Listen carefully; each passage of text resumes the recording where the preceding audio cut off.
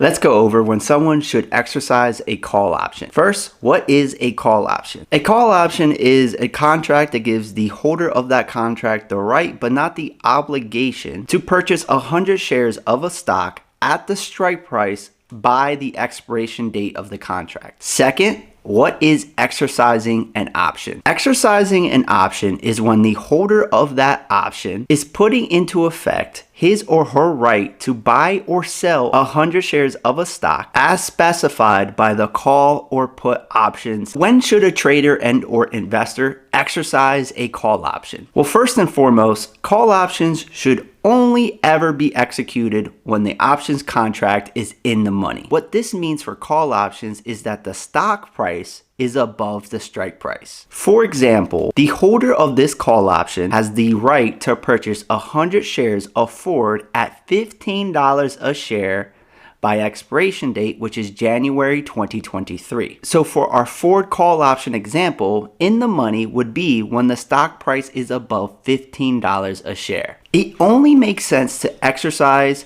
call options when they are deep in the money. In addition, the investor's portfolio would need to be positioned that if they were to take 100 shares, you wouldn't be over allocating to that stock. The investor or trader would also need to remain bullish on that stock or have plans for the shares, such as holding them long term, collecting dividends, or selling covered calls. I personally rarely exercise options. I would say about 99% of the options that I trade or buy, I close before expiration. Now that's about it for exercising call options. If you're interested in options trading, Webull will allow you to do this with $0 in commissions. If you sign up with the affiliate link in the bio, you'll get 12 free stocks. Deposit $100 and this channel will be rewarded. Outside of that, I'll catch you on the next video.